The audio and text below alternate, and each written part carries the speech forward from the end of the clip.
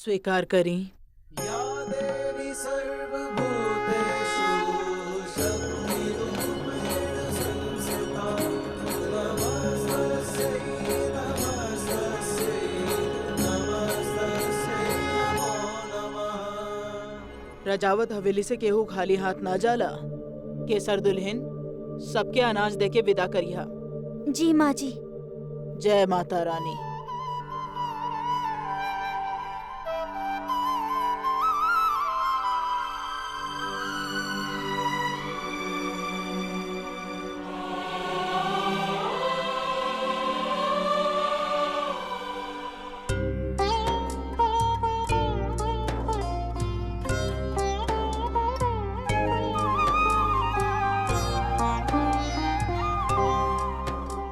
स्वीकार करें। तूने मुझे बुलाया शेरा वालिए, जयकारा शेरा वाली के, बोलो साचे दरबार के जय। मेरा वालिए, तूने मुझे बुलाया शेरा वालिए, मैं आया शेरा वालिए, तूने मुझे बुलाया शेरा वालिए,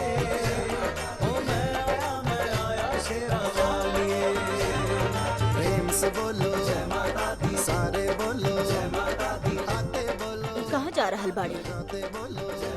चलो क्या पता। चलो चलो देखल जाओ चलो।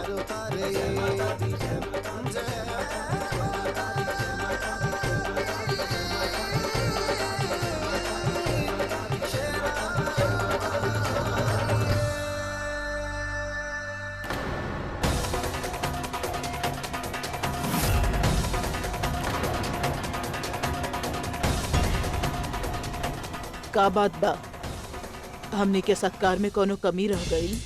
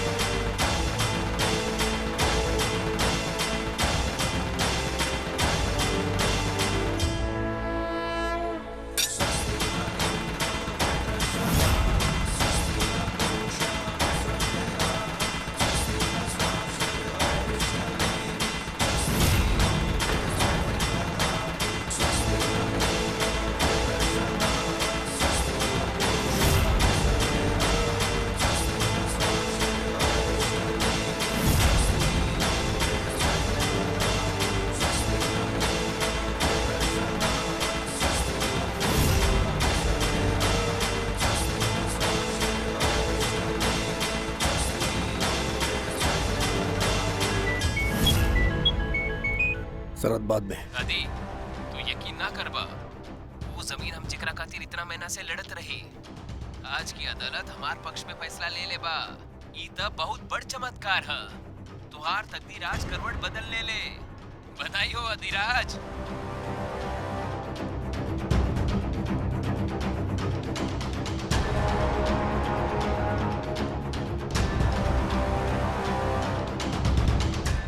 तोहार चेहरा ना देखनी अब तक, देख सके नहीं का?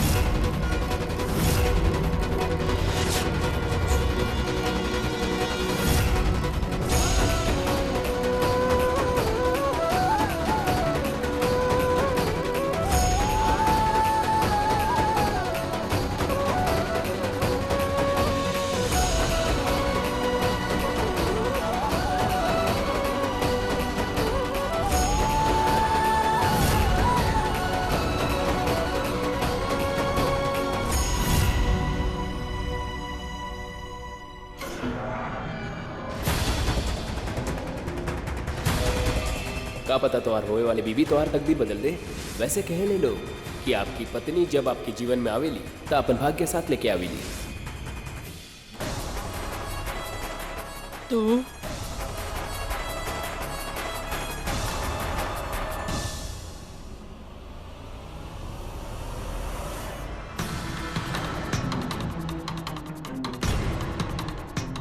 प्रणाम।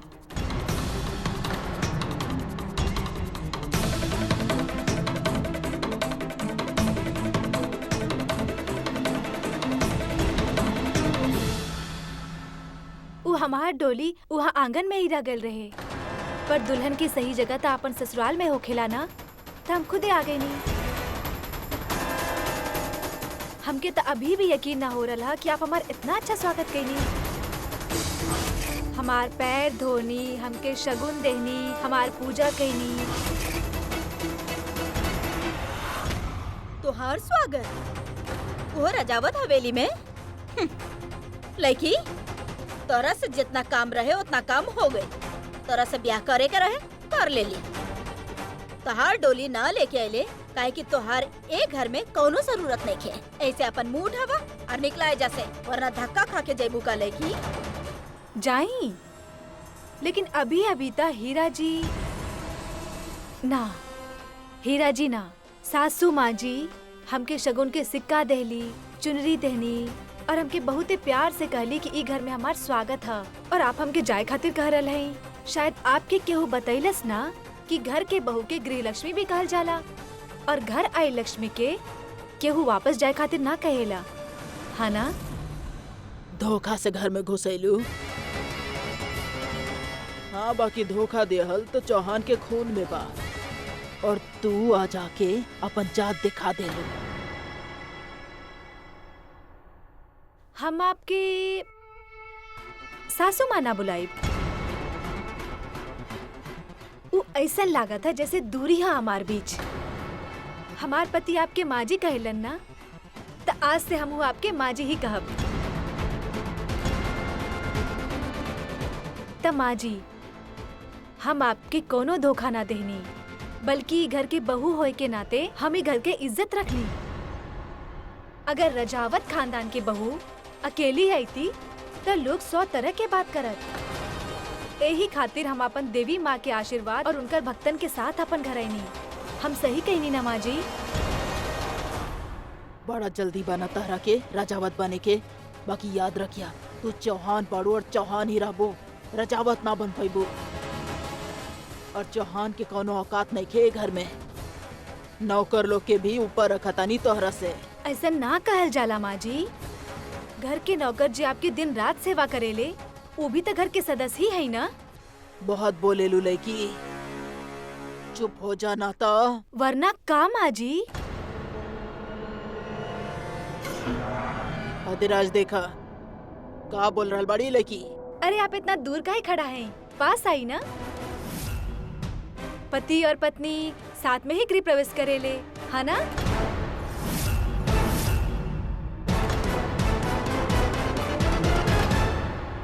पैर के जूती बनावे लायल रहनी लड़की के, और आज हमारी जूती हमार सर पे मारे लगली लड़की।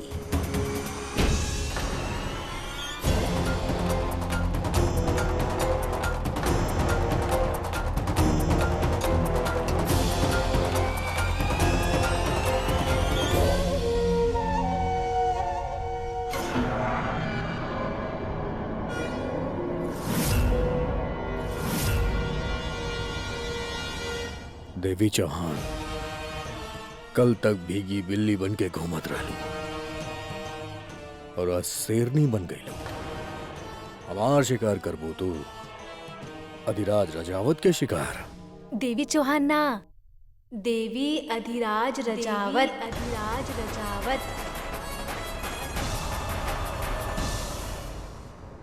और शेर की अर्धांगिनी शेरनी भइल ना।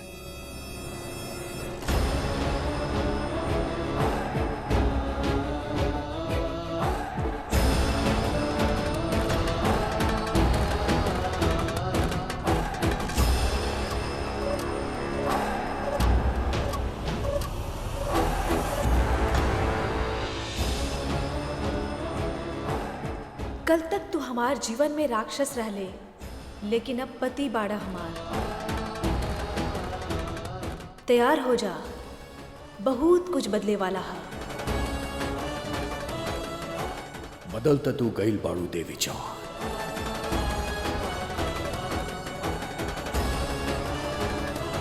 अपना आप के अर्धांगिनी कहेलू ना, देख हम तोर किस्मत कैसे बदलावा।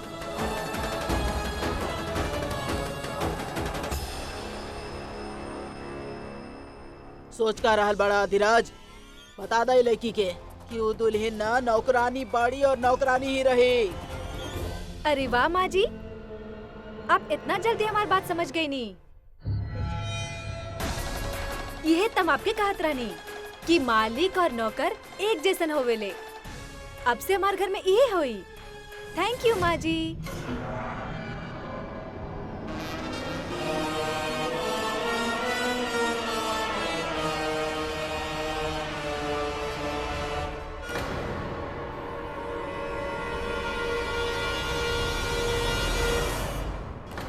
माँ जी, ई बाबू साहब त लड़की के अपन कमरा में लेके गई नी।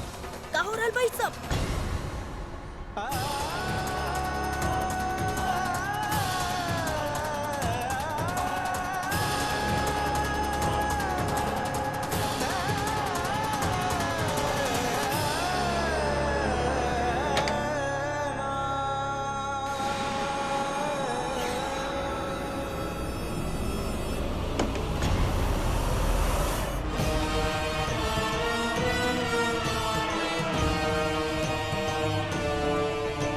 हे भगवान, ये अधिराज अब का करे वाला है। देवी माँ हमार रक्षा करिए।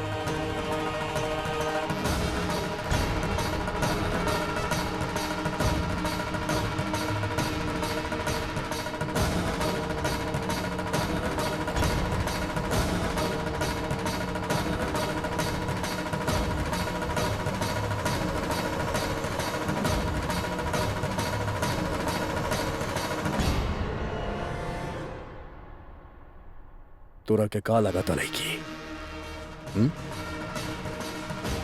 कोनो फिल्म के शूटिंग चलत बा और तू फिल्म के हीरोइन बाड़ू। जौन तोरा मन में आई तू वो बोलत जाइबू, कोनो भी डायलॉग बोलत जाइबू। और डायलॉग भी मारा तारू केकरा पे?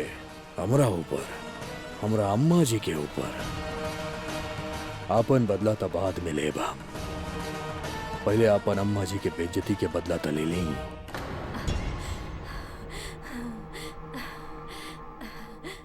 बदला लेवे क्या? ऐसे हाथ पकड़ के सबके सामने खींच के अपन कमरा में अकेले लाके बदला लेवे क्या आपके? वो कहा ना कि फिल्मों में जब हीरो हीरोइन के ऐसे पकड़ के लावा था ना, ता ओकर मतलब तक कुछ और ही। नीचे भी वो लोग ये सोच रहा हुई है।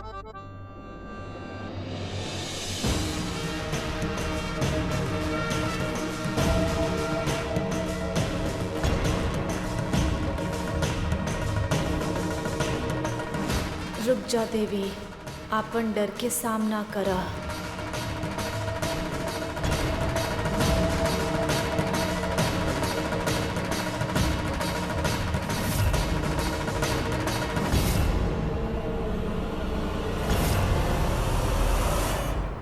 तू का काले रहलू हमरा के? ना मर्द। कबो तू हमरा के नामर्द कहेलू और कबो कहेलू कि तोहार दुल्हा जौन बा सूरवीर बा पूरा शहर में। का चाहता रू? तारा के हमार मर्दानगी देखे के बा? मर्दानगी देखे के बहुत शौक बना तोरा के।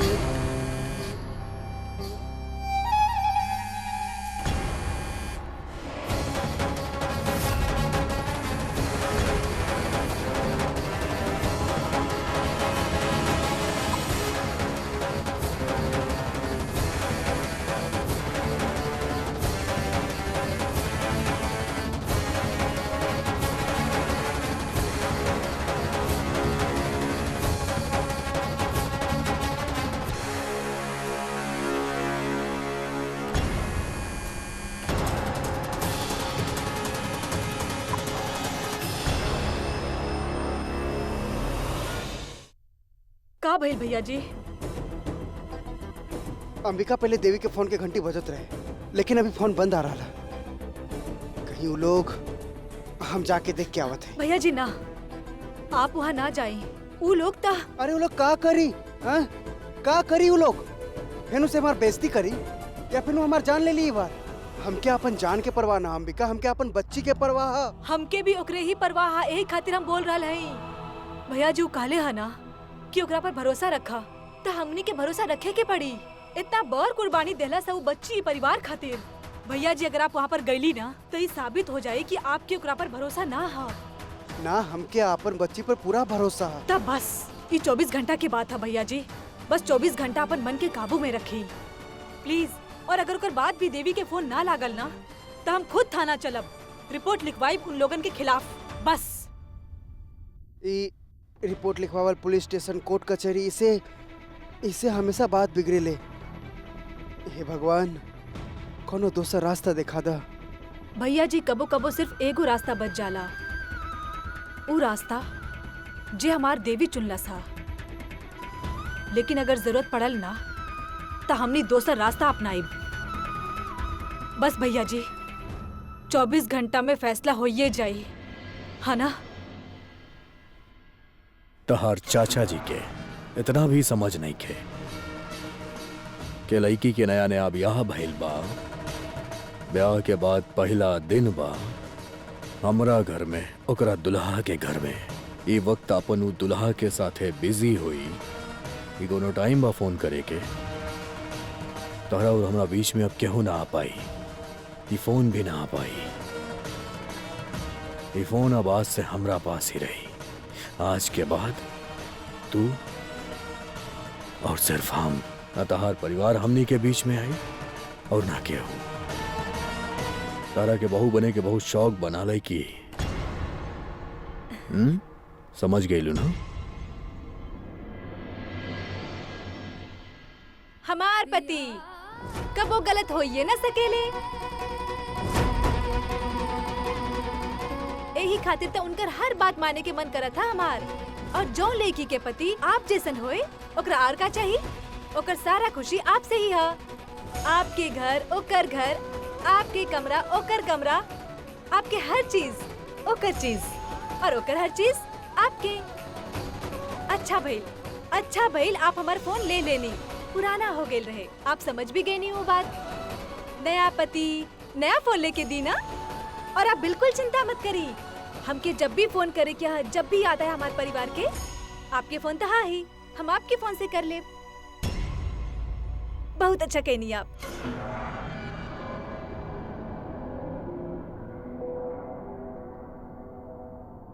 तोहार हिम्मत और तोहार दिमाग के दांत त तोहार दुश्मन भी देई। कमाल के नौटंकी लिखले बजे लिखले बा, और तोहार एक्टिंग भी अच्छा बा। पर आगे के कहानी अब हम लिखब, आगे के नौटंकी अब तहारी दुल्हा लिखी। फिर देखब तहार एक्टिंग। बहुत सारा प्लानिंग करके रखले बानी हम।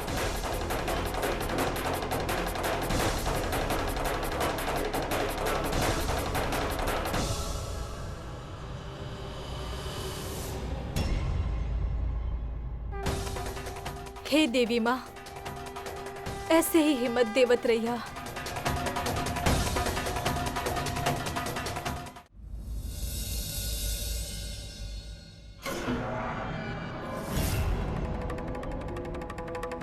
का चल रहा बा तो हर दिमाग में? देवी जी,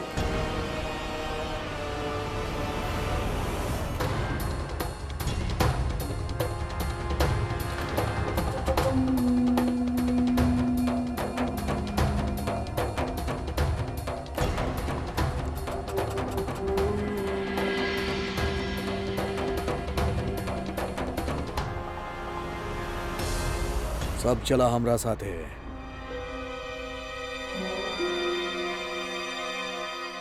का हो रहल भाई? पता ना का हो रहल बा, चला।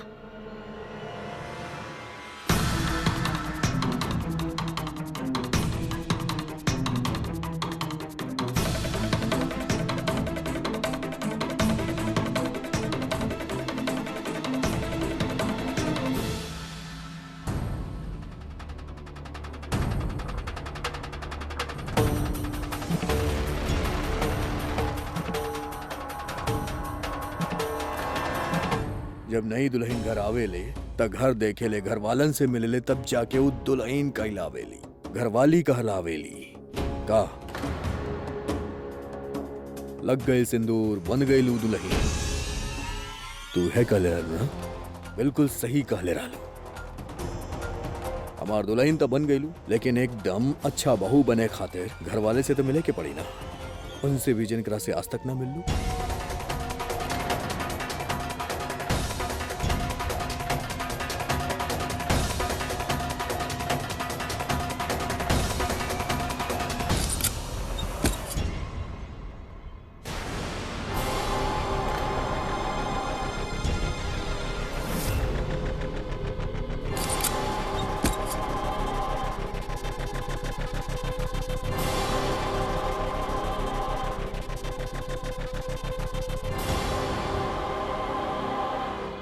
ये भी घर के हिस्सा बा, हमार पालतू जानवर हवे। तो आज रात तहरा के इनकरा साथे बितावे के पड़ी। साथ में खइया, बात करिया, एक दूसरे के समझैया, तबे तो जाके प्यार बढ़ी ना।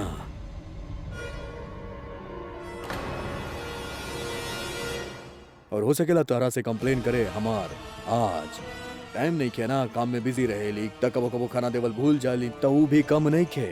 अपन इंतजाम कर ले वेले, चबा ले वेले, जब जोन मिल जाएगा। 2 मिनट ना रह पाई तू इन लोग के साथ। और कसूर तहार नहीं खे, चौहान बाड़ू ना तो रग में बसल बा, उनकर खून में बसल बा डर के भागर। चौहान डरेलन ना, इज्जत करेलन सामने वाला के।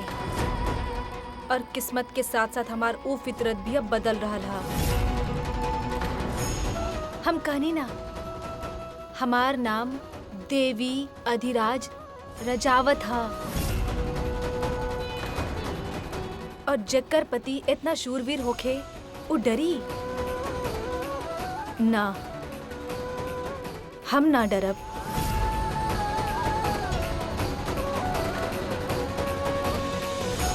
पति के हिम्मत, ओकर हिम्मत, ओकर इज्जत, पति के इज्जत।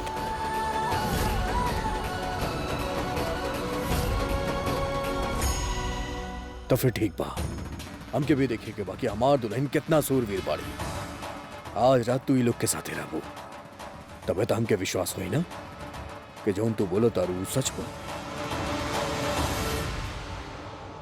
और अगर तू ना रह पाइलू तो जोर से चिखिया चिल्लैया, तबे हमके विश्वास होई कि तहार हिम्मत टूट गई। और फिर जब तहार दुल्हा आई तोरा सामने तक घुटना पे टेक के गिड़गिड़ई हा, तब हम तोरा की यहां से निकालब। चल अब जा।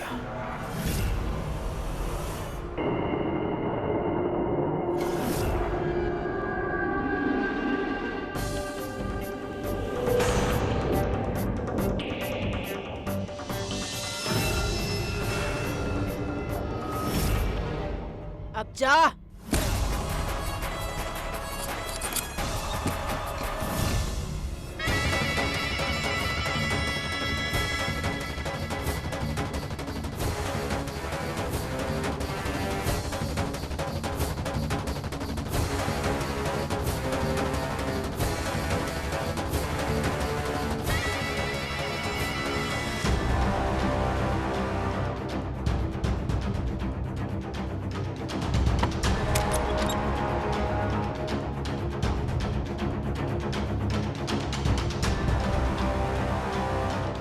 मालकिन, हाँ, जीव मालिक मना कैले हैं दरवाजा खोले खातिर।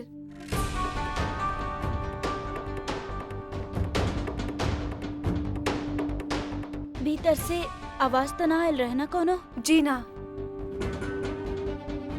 बहुत सारा चूहा बा भीतर, खा जाइए ओकरा के।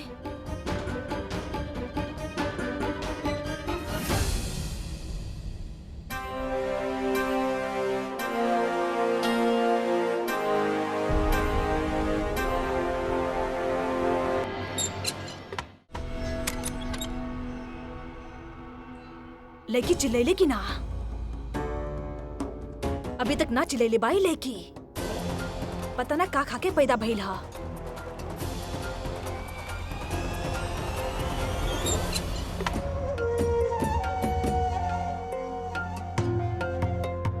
अरे लड़की ई का करल बाड़ू तू? का फर्क पड़ा था? का करत है हम?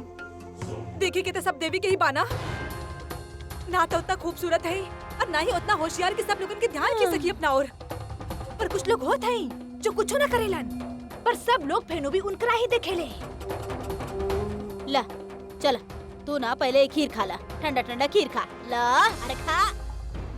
हमार जिंदगी में जहर घुल रहल बा और तू हमार मुंह में मीठा ठूसत जा रहल हो। क्या खुशखबरी है? हाँ देख ले ना हो तू कि वो चुड़ैल के घर आवते ही अधि के रंग भी कैसन बदल रहा हा। हमके तना ओकर खूबसूरती चुभ रहा हमार आँख में। ये लड़की ऐसे से तो तू पगला जाबू। अरे लड़की तरह के दिखात नहीं खे। ई माँ बेटा दोनों कुत्ता के जैसन उ लड़की के पीछे पड़ल बाड़े। बाबू साहब दिखावे लेना, बाकी बहुत गुस्सा में बाड़े हो। हमरा के तो लागे लो लड़की के टाइम ही खराब बा। तू तू तू ज्यादा सोचा मत। ला ला ठंडा खीर खा और अपन दिमाग के ठंडा कर। ई खीर तो हम तब खाइब माँ जी जब हमार दिल के सुकून मिले। ई देवी के काम भी हमके ही ठीक करे के पड़ी। हार मंजूर ना हा हमके। और अपन अधि के जिंदगी में केहू और की आवत ना देख सकत हई हम ना।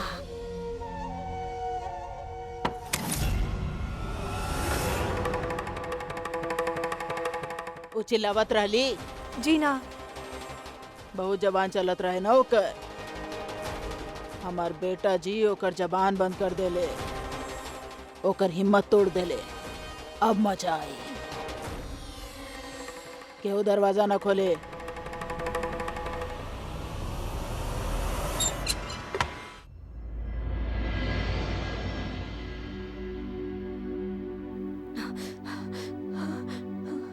ना ना रोवे की ना।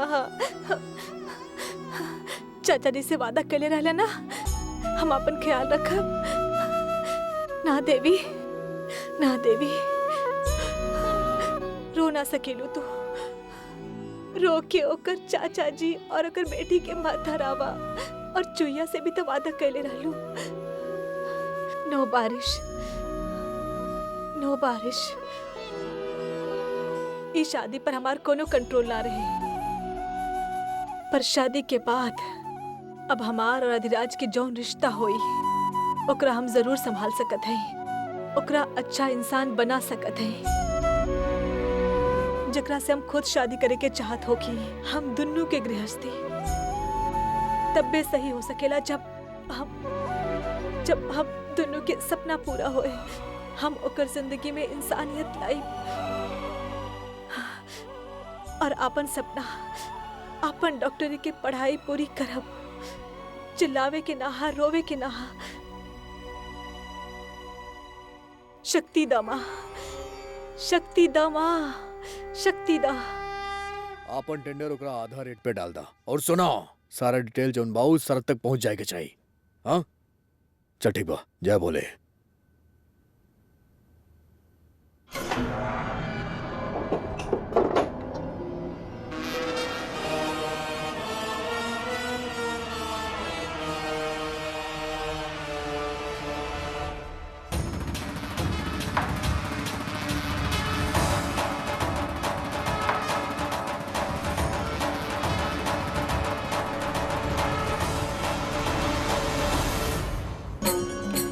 या देवी सर्वभूतेषु शक्ति रूपेण संस्थिता। नमस्तस्यै नमस्तस्यै नमस्तस्यै नमो नमः।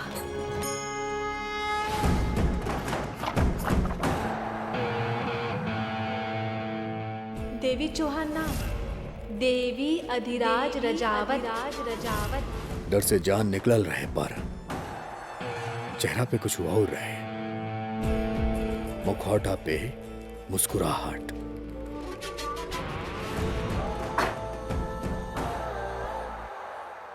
हर एक पत्नी अपन पति से डराए ली, लेकिन हमार पत्नी हमार पत्नी।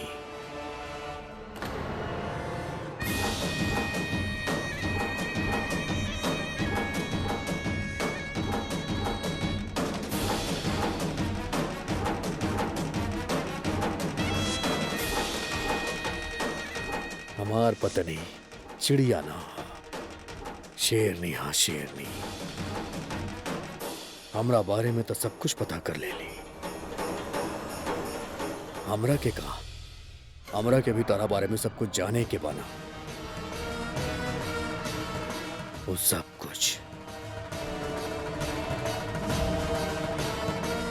वो सब कुछ पता करे के बाद कि हिम्मत कहां से आयल।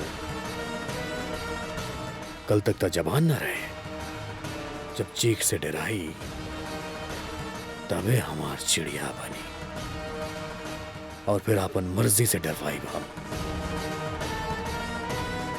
अपन मर्जी से। ना, जितना डरावे के रहे उतना डरा देला तू। अब हम ना डरा। शादी कर लेला था तो के लग रहा होई कि तू जीत गईला, और अब हम तोहार खिलौना है ना। आज भले ही तू हमके स्टोर रूम में बंद कर देले हम, लेकिन एक दिन अधिराज रजावत, एक दिन तू हमके खुद अपन घर में सही जगह और इज्जत देबा। और जौन दिन तू खुद सबके सामने, पूरा समाज के सामने ये स्वीकार करबा, हसत होके ना कि गुस्सा होके, कि हम तुम्हार पत्नी हैं, वो दिन हमार जीत हुई। और जब जीत गई तब पिया हमार।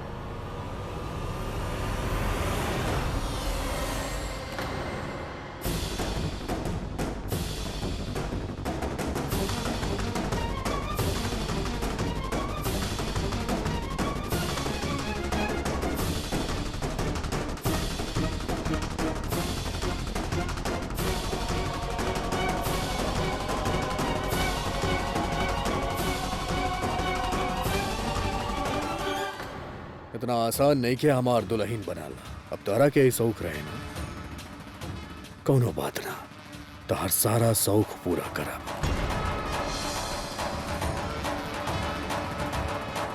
डराइबो तो, और तब हमके मजा आई।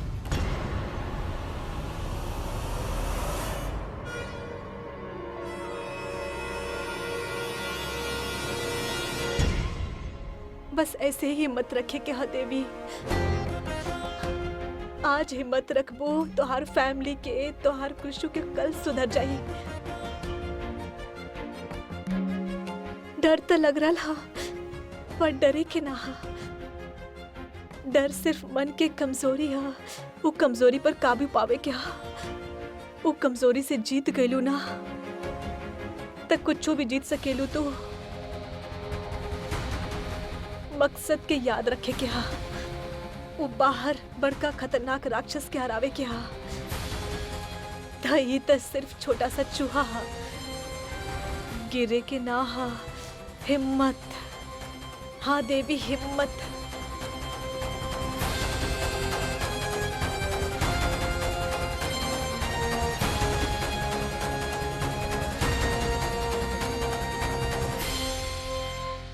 I'm sorry, पर आप हमके ना डरा सकत हैं। हाँ,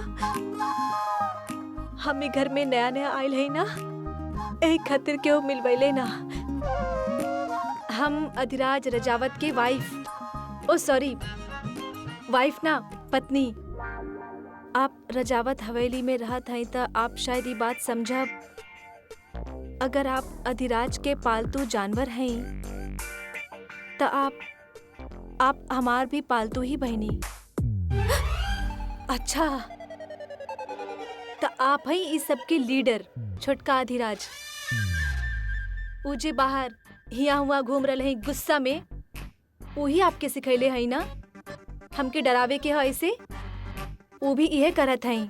बड़का अधिराज के लागत था कि हमार आपस में दुश्मनी हा। उहे तो उनकरा के समझावे के हा कि ऐसा कुछो ना हा और आपके भी हमरा से डरे की कोनो जरूरत ना हा। हम तो यहाँ सिर्फ आपसे दोस्ती करे आयल हैं। हमके बस ये कमरा साफ करे के हा और बदले में हमार पास आपके खातिर भी कुछ हा। हिलिया मत। हाँ बिल्कुल हम आवत है। हाँ यह पर रुकिया।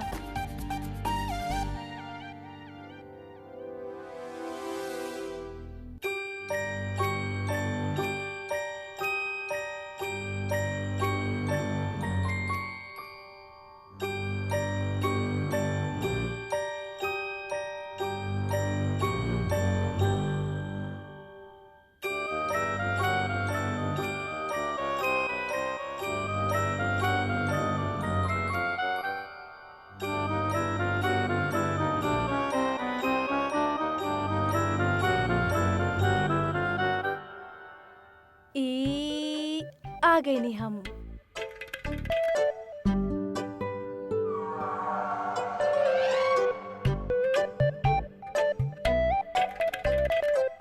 देखला कहले रहनी ना हम हमरा से दोस्ती करबा तो फायदा में रहबा। अब आप चुपचाप एकरा खाई और बिल्कुल भी शरारत ना चाहिए हमके। ओके बस ऐसे घुरत रह बना। तू खई बना ना एकदम सही नाम रख ले हैं छुटका अधिराज।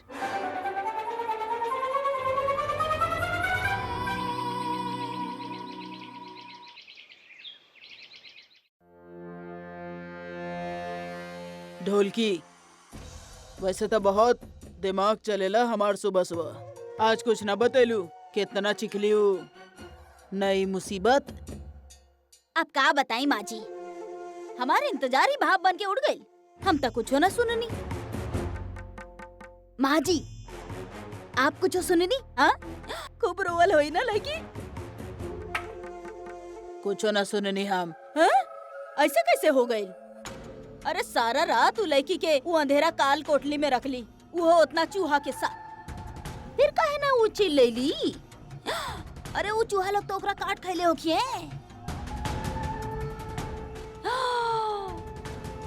माँ जी कहीं असन तना क्यों लड़की काला जादू वादू तना जाने ली जेकरा से वो चूहा के बस में कर रखल होखिए?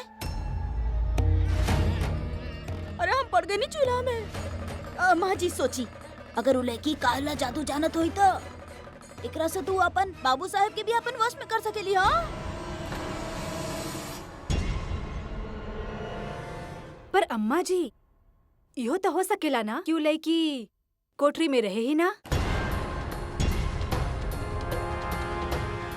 अब हम तो जानत बानी कि आप और देवर जी का चाहत बानी, पर का पता कोनो शुभ चिंतक ओकरा बाहर निकाल देले होई रात में।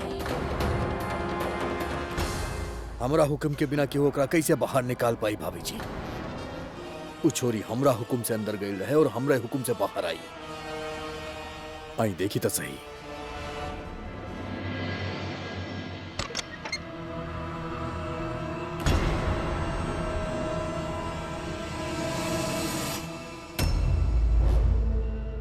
का भइल? अम्मा जी हमके जरूरी काम बा, आप देखिए हम जाता नहीं। 1 मिनट, यो तो जरूरी काम बा। अम्मा जी तरह के लई की चाहत रही लाके तरह दे देनी, तहार वाला कर देनी। मरे जी हमके कोनो फर्क ना पड़ेला। ऐसे ज्यादा जरूरी काम बा हम रखे, हम जाता नहीं।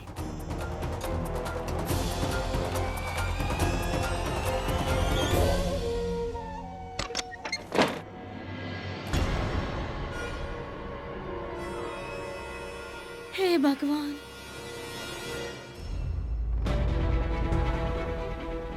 देवरानी जी, देवरानी जी, हे भगवान, देवरानी जी, देवरानी जी। हाँ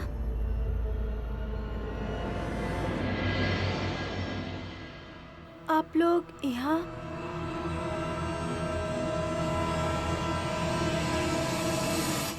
प्रणाम करत बानी सासू माँ।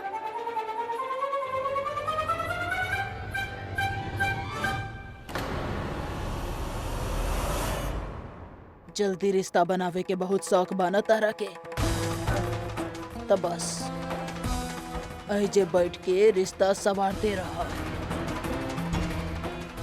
हर रात। चला दुल्हन।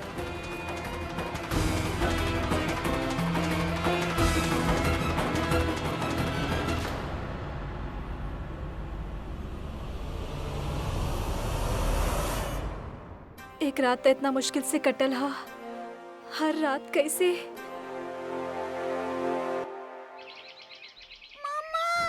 कृषिका, का भइल बेटा? का भइल कृषिका? और तू ठीक तो पड़ो ना? मम्मा, फिर से हमरा के स्कूल से घर भेज देले। हमार सारा फ्रेंड्स हमरा पर हंसत रहले। 3 दिन से सिर्फ हमरा के घर काहे भेज रहल बाड़े? बेटा, कृषिका, कृषु,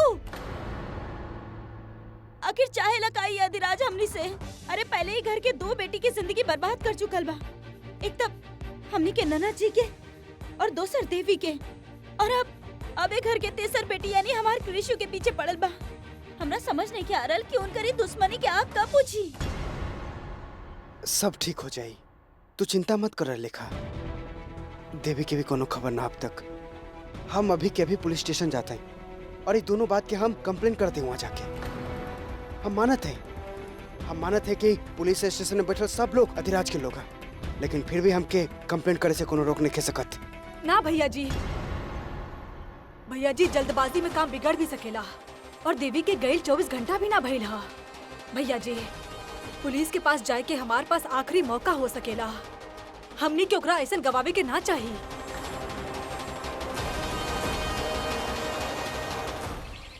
गाड़ी तैयार रख, हमनी चाहता नहीं। देवर जी, दूध वहाँ रख दी।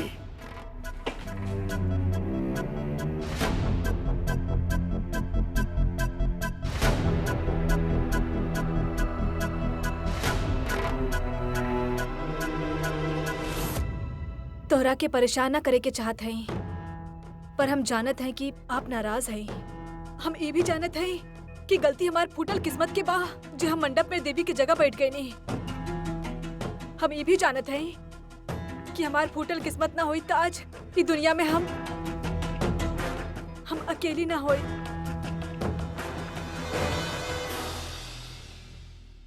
हमार किस्मत अच्छा होई और हमके पता होई कि हमके नशा देके बैठाइल गईल हा। हमके पता होई कि घर के इज्जत बचावे की जो बात करल है ना, वो सब झूठ बा। हमके कुछ समझ ही ना आई। तोहरा के अम्मा जी माफ कर देली ना, तो और का चाहिए? देवर जी, हमार खातिर जैसन माँ जी है ना, तोहार भी उतना ही इज्जत करत है हम। तोहार माफी भी हमार खातिर। अम्मा जी हमरा खातिर भगवान बाड़ी। अगर अम्मा जी माफ कर देली तो हमार माफी मिल गई। पर भाभी जी, आज के बाद ही घर में ये बात ना हो के चाहिए। अब जा सकेली।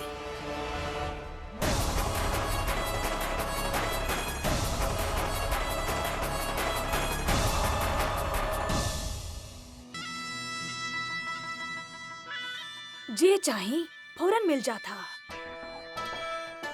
इतना अच्छा किस्मत तोहार कब से हो गई उर्मी?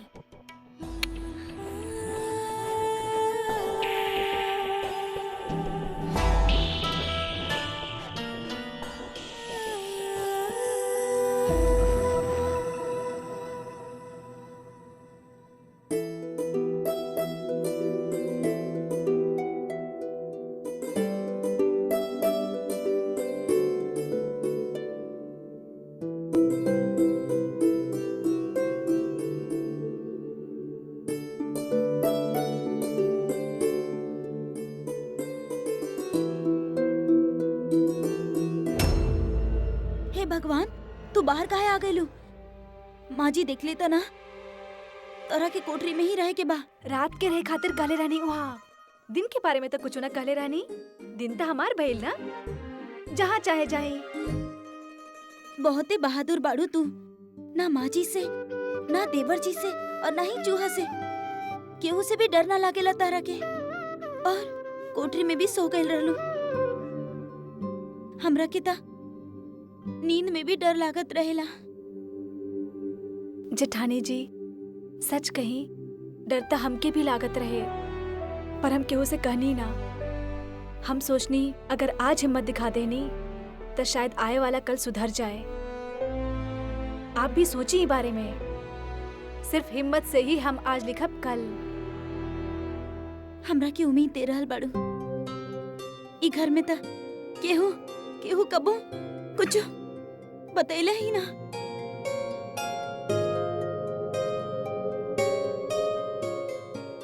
हे भगवान, ई का हो गइल? इमे त दवाई। मामूली चोट है, कुछ ना भाई।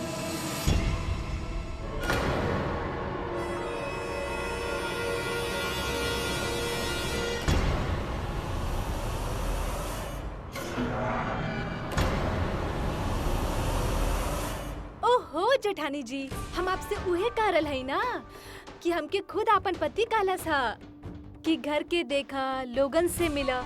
यही खातिर तो हम कोठरी में दोस्त बने ली नया। और अब हमके ई हवेली के देखे के हा और आप हमके वापस वहाँ भेज रहे हैं। काहे? आपके पता है हमार ऊ ना हमके चिड़िया कहत है। और अगर उनका पता चल गई कि उनकर चिड़िया के केहू और कैद कर रहा हा, बहुते बुरा लागी उनकरा के। यही खातिर आप ना हमके बार बार वापस जाए खातिर मत कहीं।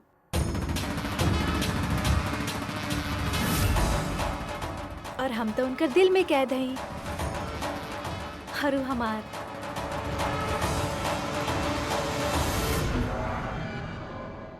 भाभी जी आप जाएं। हाँ आप जाए। वैसे भी हमके इनकरा से कुछ अकेले में बात करे के हा। ताज बहुत चहकत आ रही इस चिड़िया। सुने में आयल के सवेरे बहुत ज्यादा बोलत रहलू, ज्यादा जबान चलत रहे तहार। तारा के पता बा कि तारा और हमरा बीच में ऐसन कौन एक चीज बा जौन एक जैसन बा। तारा और हमरा अंदर के जौन नस बाना वो दोनों हमनी समझेली।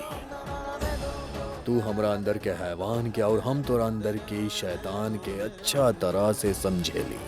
तो ई खातिर हमरा सामने ही शेरनी बने के नाटक ना चली। और ई जौन तू बार बार चिड़िया चिड़िया चिड़िया बोल के उछलत कूदत तारू ना, खत्म कर दे ई सब। तारा के पता बा ना कि हम तोरा के घर में काहे लेके आयल बानी? अपन अम्मा जी खातिर। अब अम्मा जी ही करिए तारा साथे सब कुछ, समझ लो। ना समझनी ना, तू ही तो काले रला ना कि राक्षस के जान चिड़िया में अटकल हा। तम चिड़िया बहनी ना। और तू अब सबके सामने तम ना बोल सकत है ना तो के राक्षस। फिर तो शुरू हो गई लो। फिर अभी शुरू ही कहाँ भइल है? देखिए क्लियर कर लेते हैं, डिसाइड कर लेते हैं। का बुलाई हम आपके? आप ही डिसाइड कर ली। पति, हस्बैंड ना। पर अगर आपके पसंद है, आप चाहें तब वो बुला ले बाप के। पर बाकी सब जो ना माँ जी कहे। हमार शादी तो उनकरा से भइल है ना। और आप तो उनकरा खातिर हमके घर में लाइल बानी। तू बहुत ज्यादा बोलो तारू लईकी। तारा के पता बा तहार जगह काबा ई घर में? जगह आपके दिल में। हाँ मानत है कि हमके शादी ना करे के रहे, पर अब जब हो गई है तो अच्छा लग रहा है। पता ही न चलल कि एक रस्म से सब बदल गई। और अभी तक बहुते रस्म हुई। हर रस्म के साथ हम आपसे और ज्यादा जुड़े वाला है। और आप भी ऐसे ही हमसे जुड़ जाए एक दिन। एक रही तो शादी कहल जाला ना।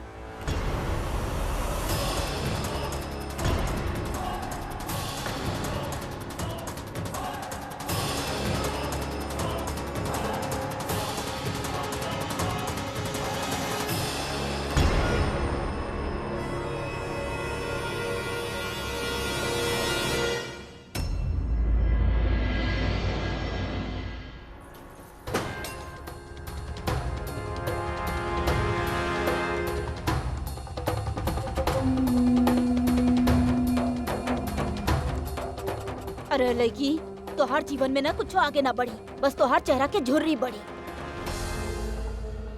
एगो लड़की के घरवाला है जे जान दे सकत है लड़की खातिर। और एगो हमार माँ जी है जे बस ताना देवल जानत है। वो लड़की घर में आ गई हा, खूबसूरत हा, जीत ले अधिराज के। और तू कुछ मत करिहा। ए लड़की, इतना गुस्सा काहे हुआ तारू? अरे हम माँ बानी तोहार, ऐसे तोहार दर्द देख के हमरा के तकलीफ होवेला। ऐसे तो हम ही सब माँ ही मुसीबत के बखत में काम आवेली। तू समझ लू ना। अधिराज अगर ये लड़की के प्यार में पड़ गई तब फिर का केहू ना रोक सकेला। वो अपन मन के करी। पर अगर अम्मा जी के ये लड़की की खूबसूरती से नफरत हो गई तो फिर हम कुछ ना करब। जौन करी अम्मा जी करी है। घर से बाहर फेंक दी लड़की के। हाँ। और फिर अधिराज भी ना अपन अम्मा जी के बात त माने के ही पड़ी। हमके बस अब ई करे के हा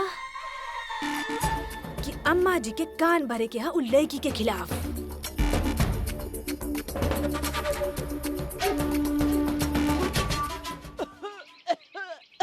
माँ जी आपके दवाई। अरे कुछ ना भइल बा हमरा के। न जाने ई दवाई कब बंद होई।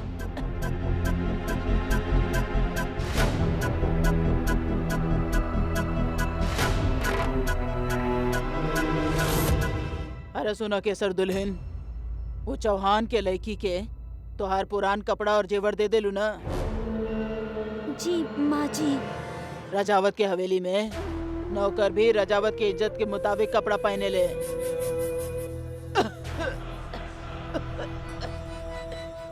माँ जी ओ रात से खाना ना खैले बड़ी तो हम तरह से पूछत रहनी कि उनका के थोड़ा सा खाना दे दी। के बाड़ू तू? हम पूछतानी है घर में के बाड़ू तू? दुल्हन। औ लड़की? दुल्हन ना, नौकरानी बड़ी। और राजावत हवेली के दुल्हन के नौकर लोग से ज्यादा मेल मिलाप ना बढ़ावे के। समझ गए लो?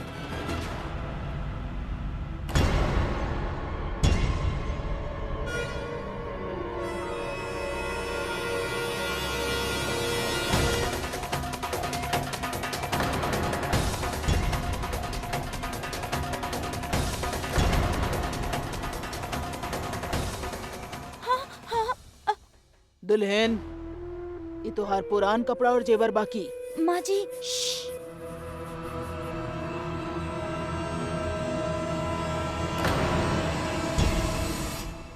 केसर दुल्हन, हाँ ये लड़की के समझा दा। वो घर में नौकरानी बाड़ी और जैसे नौकरानी पहले घर के सदस्य के खाना खिलावेली वैसे ही पहले ओकरा खाना खिलावे के बा। बाद में सोचब ओकरा खाना देवे के बा कि ना। जैसन आप ठीक समझी अम्मा जी। जौन आपके आज्ञा। केसर दुल्हन, एक बात कान खोल के सुन ला। ये लड़की के रजावत हवेली के रीति रिवाज समझा दा। समझा दा एकरा के कि थाली कैसे परोसल जाला।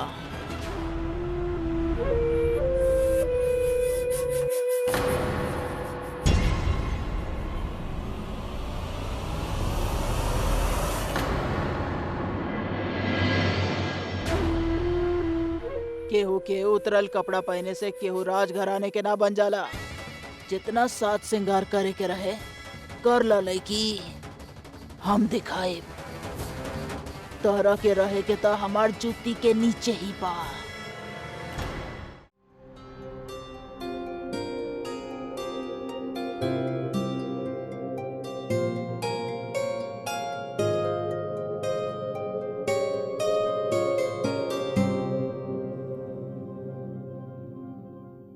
छोड़ा केसर दुल्हन। राजावत के दुल्हन काम ना करेली, नौकर लोग से काम करवावेली। तो बैठा। ओके ओके, जा जा। रखा।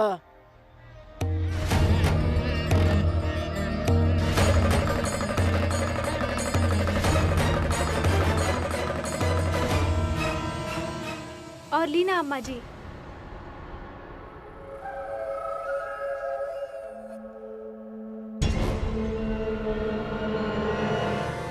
उर्मी, दाल ना खाए वाला बाड़ू ना?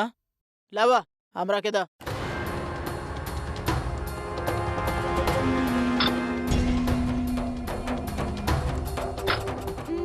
माँ जी हमार जुट्ठी बा। लड़की कल रात से तू कुछो न खैलू ना। ला ई खाना खा ला और जा बैठ के। फिर पता ना तारा कुछ खाए के मिली कि ना मिली। देख कर हाल बड़ू। उतरल कपड़ा तो पहन ले लू। अब खाना खाए के बा त खा ला, वरना पानी पी के भजन कर। काहे कि एकरा से ज्यादा तारा के कुछ ना मिले वाला। हाला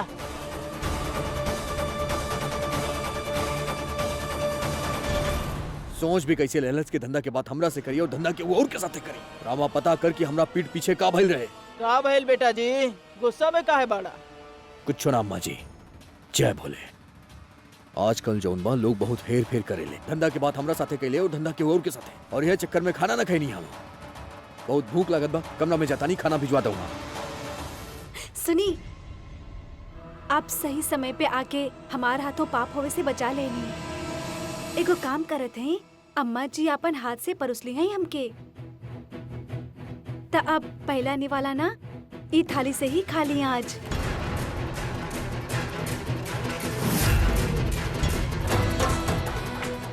ऐसन करे से ना दोनों काम हो जाए।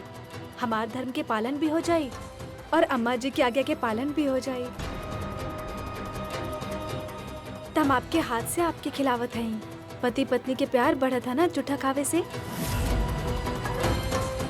और हम दोनों के भाग भी तो जुड़ गए हैं अब।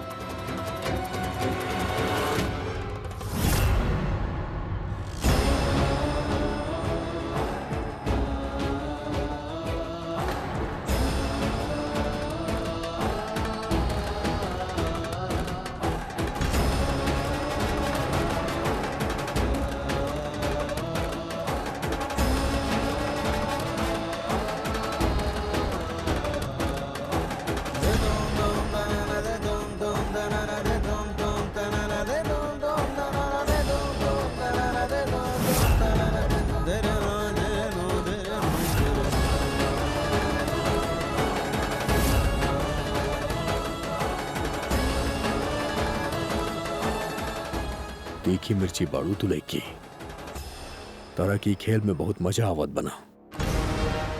हमके भी अभी खेल में बहुत मजा आवत बा।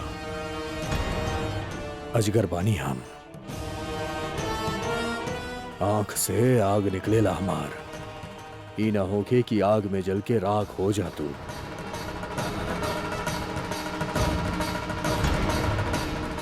ई खातिर अभी भी कहता नहीं कि संभाल जा, फायदा में रहबो।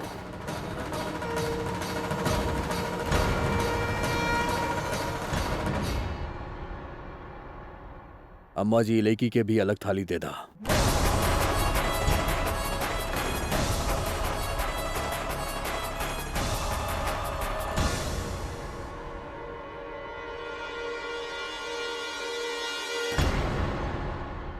थैंक यू अम्मा जी।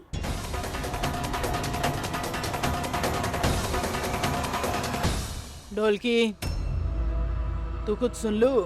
का कहले बाबू साहेब उन लड़की के कान में? माँ जी, माँ जी, ये आजकल के लड़की लोग ना बहुत तेज हो खेली।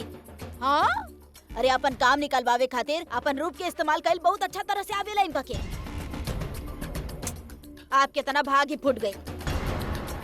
अब हमार मतलब ये हवेली के भाग फूट गई जे आप इतना खूबसूरत दुल्हन ले ली बाबू साहब खातिर, वो जिद में। हमार बेटा जी हमार बात मानी, करे द लड़की के जौन करे के बा। शाम के पता चली वो लड़की के पास रूप बा त हमरा पास ममता बा, और ममता से बड़ा कुछो ना हो खेला। एगो काम कर, जी चौहान के घर में फोन करा और शाम के मुंह दिखाई खातिर बुलावा हवेली में। जी माँ जी।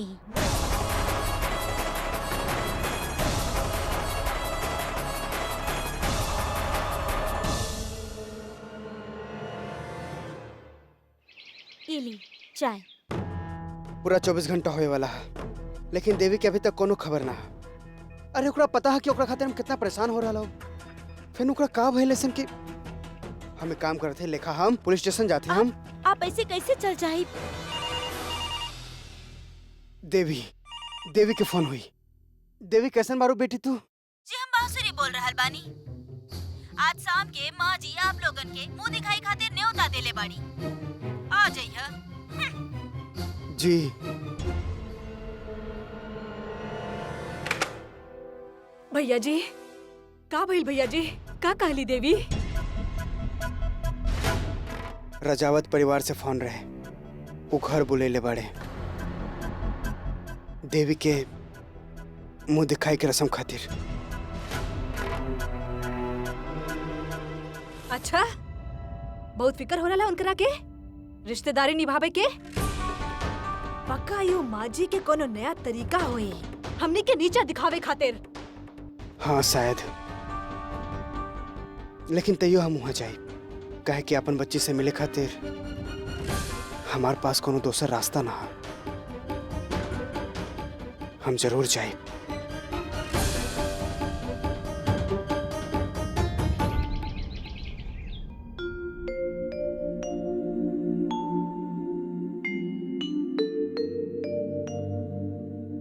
सोचले रहलू देवी और का हो रहल हा? सोचले रहनी डॉक्टर बनी, पढ़ाई पूरी करी, लोगन के इलाज करी प्यार से, हल्का हाथ से, और यहाँ पोछा मार रहल है और ई दाग जाय के नाम ही ना ले रहल हा। वाह अम्मा जी, डॉक्टर के बना देहनी नौकर। जय हो अम्मा जी। अरे वो पक्का दाग बा, खाली पानी से ना जाई, ई मिलावे के पड़ेला। डॉक्टरी में भी जब एगो दवा काम ना करेला त हम दवा बदलत हैं। शुक्रिया हमार मदद करे खातिर। हमेशा।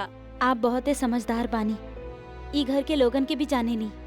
बाकी आप जौन कर रहल बानी वो कहाँ ले जाई आपके?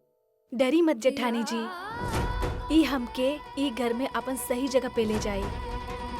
पत्नी के सही जगह त पति के साथ ही होखेला ना। अब या त अधिराज काल कोठरी में आकर हमार साथ रही या बाहर निकल के हम उनकर साथ कमरा में रहब। वो चाहे ई घर में हमके कहीं पे भी रखे, जगह तो दिल में होवे के चाहिए ना, और हमके उनकर दिल तक पहुँचे के है। बाकी देवरानी जी ये सब आप कैसे? जब हम कुछ ठान लेते हैं तक कुछो भी नामुमकिन ना हो खेला। पता है हमार छोटका चाचा जी कहत रहले कि सपना देखे के जरूरी है, और सपना तो कुछो भी हो सकेला ना। अब हमार सपना ई है कि हम अधिराज के अंदर बदलाव लाई, राक्षस के पीछे छुपल एगो अच्छा इंसान के बाहर लाई। इहो तो एगो तरह के इलाज ही भइल ना। बस अब नजरिया बदले के है। बहुत याद करत आनी ना आप अपन परिवार के। अच्छा हम एगो खुशखबरी लाइल बानी तरह खातिर। तो हर मायके वाले आ रहल बाड़े। माँ जी बुलेले बानी उनका लोग के मुंह दिखाई के रस्म खातिर। इली जल्दी से तैयार हो जाएं। पता है अम्मा जी, आप हमार परिवार के ऐसे ही ना बुलाइले हैं आज, सिर्फ मुंह दिखाई खातिर ना। कुछ तो होए वाला है आज। पर तू डरा मत देवी, जौन तरह आज तक संभालत आइल हो ये भी संभाल लिहा। ये मुंह दिखाई के इंतजार रही हम के अम्मा जी। देवी माँ रक्षा करी हमार।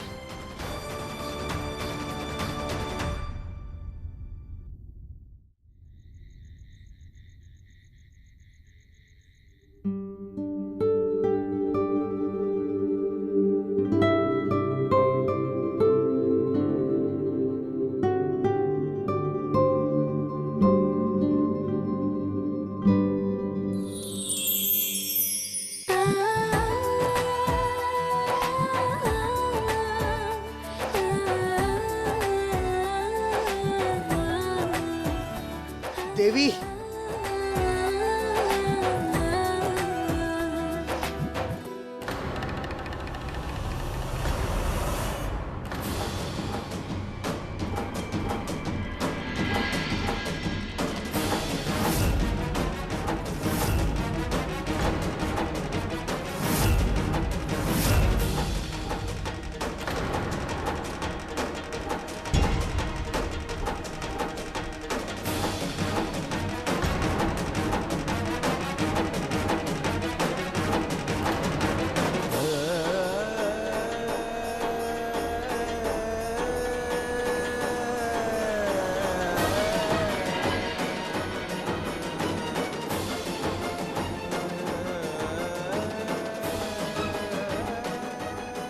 हम जानतन कि तू बहुत उतावली बाड़ू अपन परिवार से मिले खातिर, बाकी हमू तो देखी तो हर परिवार इतना उतावला बा कि ना, और अगर बा तो हमार बात मानी है।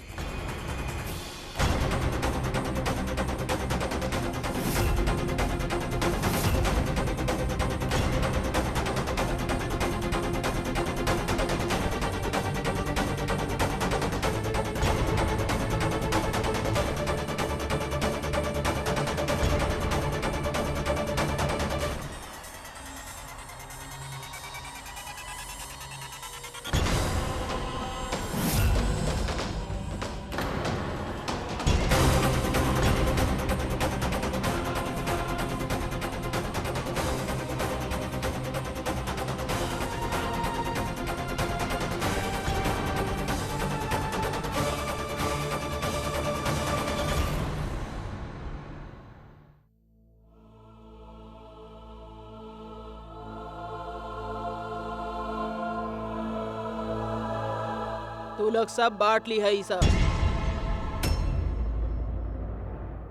चौहान परिवार ये तो तुहार प्यार बा दुश्मन समधन खाते कि वक्त के पहले ही आ गए सब। यही बात बा ना कि कोनो नया योजना बना के आयल बड़ा। ना अम्मा जी, हम आपसे कुछ ना चाहिए, बस आपसे हाथ जोड़ के विनती है, एक बेर, सिर्फ एक बेर हमके हमार बेटी से मिली थी। एक बार ओकरा देख ली बस, ओकरा बाद हम यहाँ से चल जाए, प्लीज। ना ना, तहरा पे भरोसा नहीं के हमरा के। तू तो शादी के पहले ही लड़की के भगा देले रहला, अब कोनो नया विचार बा? ना अम्मा जी, हमरा पे भरोसा करी, हम सब कुछ ना करब। हम सब आज तक सब बात मान ले है ना, हम आगे भी आपके सारा बात मानब, और अब तो हम सब परिवार हैं। आप जे कहब वो हम करब, एक बेर प्लीज। बड़ा बदलल लगता ही चौहान परिवार आज था। केसर दुल्हन लड़की के बिठा दा।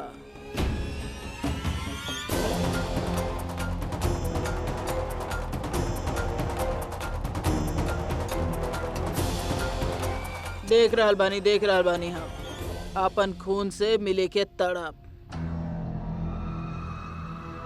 मिला देव लड़की से, एक बार मुंह दिखाई के रस्म बिना तमाशा से पूरा हो जाए तो मिलवा भी दे। जा बाहर जाके बैठा, रास्ता देखा। शुक्रिया।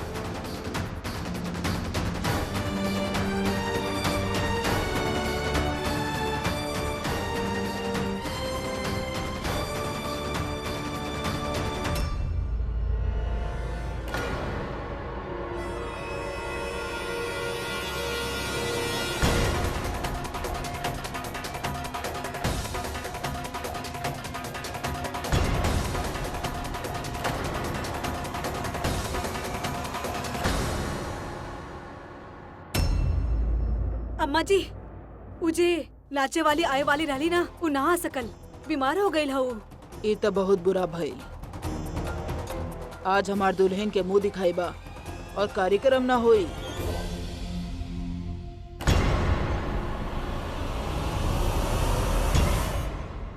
बाकी कौनो बात नहीं खे, जब परिवार साथ में होखे ना तो सब कुछ ठीक हो जाला। भरत, आ जावा। जी जी अम्मा जी, बोली। भरत, ये मुंह दिखाई के रस्म में ना विघ्न आ गई। नाचे वाली के बुलेले रहनी, उना आ रहल बाड़ी। अब का करब? बाकी तू तो कहले रहल ना कि तू अब परिवार बड़ा, हमार मदद करबा। ये तो मौका बा। लेकिन अम्मा जी, इमे हम आपके का मदद कर सकत है? मतलब मुंह दिखाई के रस्म में बड़ बुजुर्ग के रहे के जरूरी है, उनका आशीर्वाद के जरूरी है। और ये रस्म तो बिना नाच गाना के भी हो सकेले।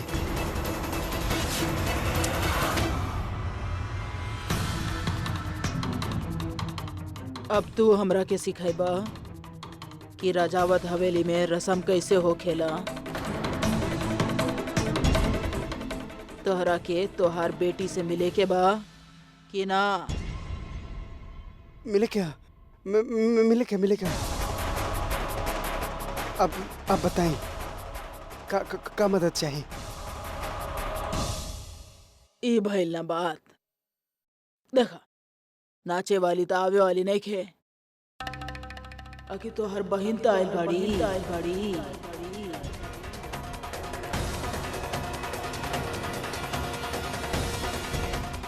ओ मेहमानन के सामने नाची।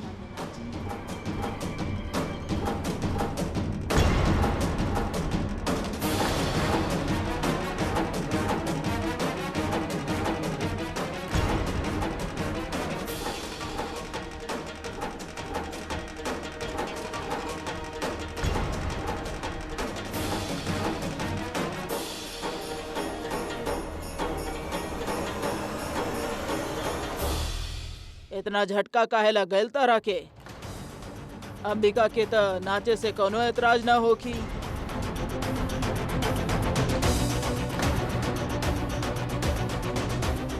नाचे के बड़ा शौक बा ना। नाच के तो हमार बड़ा बेटा के बस में कैले रहलू तू।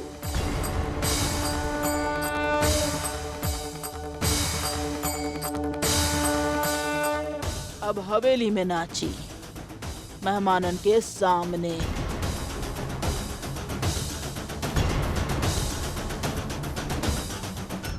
अपन भतीजी के मुंह दिखाई में।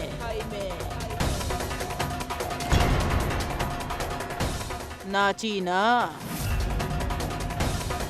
वरना भरत भूल जा तो हर बेटी के। आज के खातिर ना, हमेशा खातिर। ना अम्मा जी, ऐसा ना कहीं।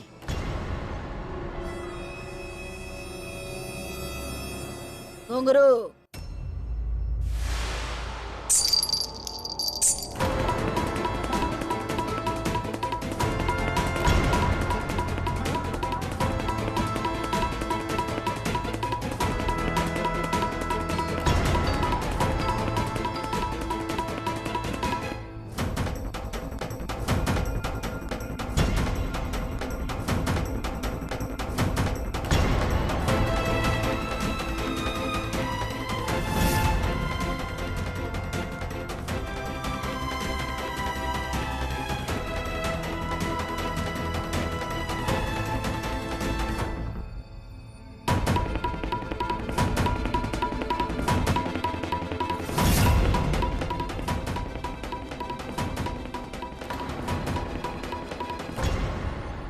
अंबिका, ऐसे आंख फाड़ के का देख रहल बाड़ू?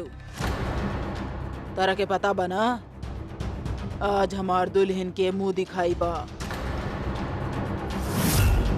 मेहमान आवे वाला बाड़े, रास्ता देखा ताड़े नाच के।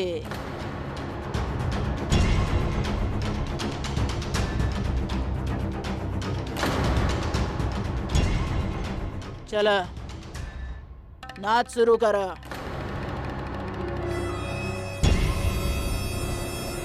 बाकी ना नाचे के होके त तू सब जा सकेला अपन घर।